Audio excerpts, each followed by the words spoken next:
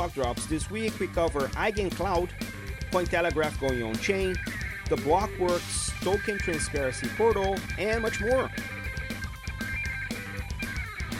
I'm your host, Mauricio Magaldi, and this is Block Drops, your weekly digest on blockchain for business.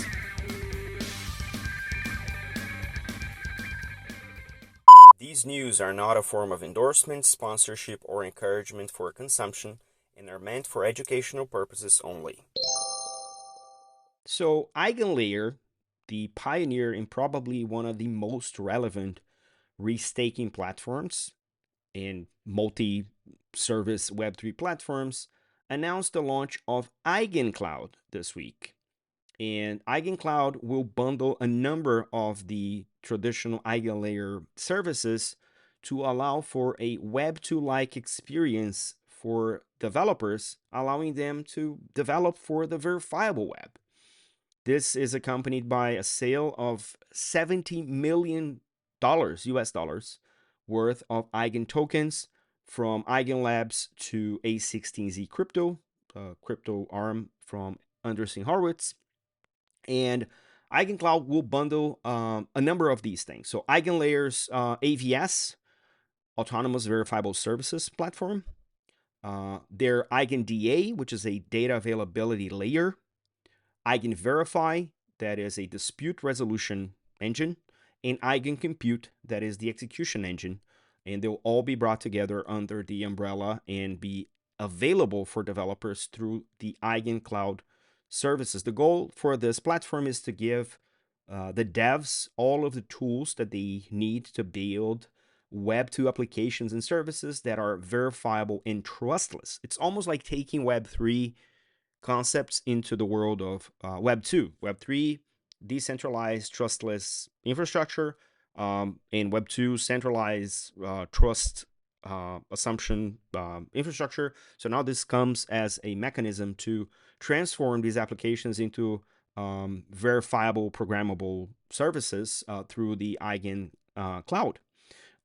So it will bring this programmability for Web 2 that we see in Web 3 and enable more Web 2-like applications to be built, and therefore, hopefully, create more consumer users on those applications, which will then be secured by an entire network of computers because EigenLayer is part of the Ethereum ecosystem. So this seems to be a rather interesting and significant progress, not only for Web3, but also for EigenLayer as this service provider. And it will allow devs to actually tap into Web3 primitives being Web2 developers, which is pretty cool, if you ask me.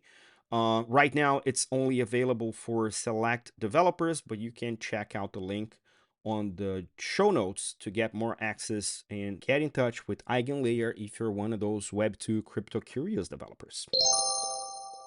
On the second drop, we are going to cover a new announcement from the media platform Cointelegraph. Cointelegraph is one of the most traditional Web3 media portals. They have quite a good number of great journalists, great writers, including one of the show's favorite, Cássio Gusson, down in Brazil. And this week they announced the Cointelegraph Decentralization Guardians program. This is supposed to be a multifaceted program that will allow Web3 security going on with institutional grade validators run by Cointelegraph, and combine all of that infrastructure with public education, monitoring of the data network, and more visibility for partner protocols that are operating with Cointelegraph. According to CEO Yana Prikochenko, the initiative is a logical step for the company to move from commentary to active participation in securing Web3. And I couldn't agree more. I think that's an interesting initiative with a good chunk of big names in the industry to start with. And I think this marks an era where the media or the specialized media can no longer be just an spectator, just an analyst. Even if this makes them a better analyst, this will probably make them a better participant of the industry themselves. And I keep saying Web3 is for the people. Web3 is for everyone. And the fact that this is a program that is led by a relevant media portal that has been reporting on the industry for a very long time with credible writing, I think it's an interesting take on what is next for media in general, but more importantly for media in Web3. They announced launch partners: Solana, Chiliz, Polkadot, Corium, Canton, and Mantra. Corium is a RWA tokenization platform. Canton Network is this institutional finance blockchain that is part permissioned, part public. And Mantra is another blockchain that is specialized in compliant DeFi for institutions. So it's an interesting move from being, as Yana says, a commentator to someone who's actively participating in the security. But I also think that is an important step towards structured education. I think we haven't seen a lot of long, successful, sustainable education programs. Maybe the incentives that come with being validator across multiple chains will fund better education through Cointelegraph, and we'll keep tabs on the rest of the industry to see if anyone else will take a stand. And talk about media.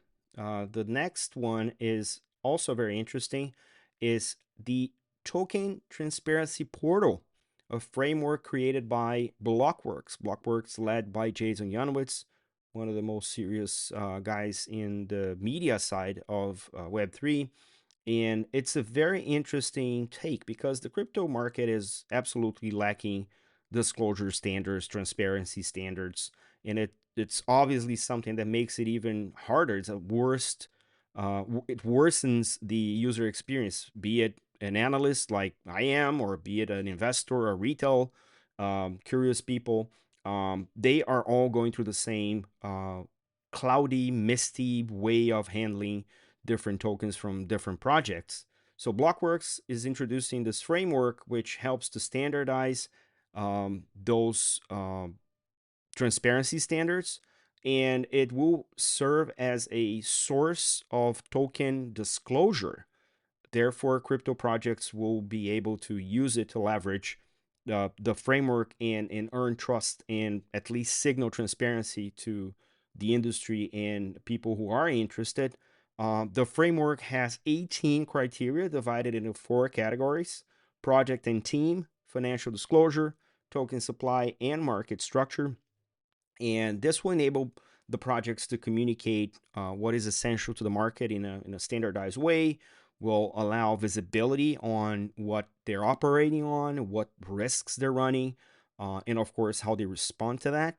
And it will ultimately lead to a point where the industry is hopefully self-regulating with enough standardized information. If you pair this to verifiable internet, as we were just discussing, well, this becomes a very interesting source of information for investors, for institutions, and for regulators. Why not for regulators, right? This is an important aspect of where we are headed as an industry. This, according to the announcement, is a grassroots initiative that will help to self-regulate and complement other safe harbor and DeFi commentary across the industry. This will allow also exchanges to improve their listing process, hopefully. And obviously, this is a step that we need as an industry to become increasingly more accountable. Why not? I think this is a great response to the phenomenon of the meme coins that have plagued the industry very recently, I mean, since May last year. So I think if you are not in that portal, it might be questionable over time. And if you are, probably the bar will raise for you and for your standards. So hopefully this will pick up and we'll see more initiatives like that across the industry.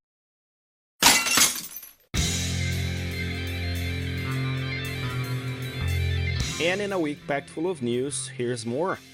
JP Morgan filed for a trademark for a digital asset service named JPMD, which is also a deposit token issued on the Base blockchain. Dfns integrated Notabene, which will allow clients to be compliant with the travel rule. Visa announced a partnership with Yellow Card to take stablecoins to North Africa. The UK has its first tokenized fund issued by Baillie Gifford. Paxos announced Paxos Lab, which will focus on client development for DeFi.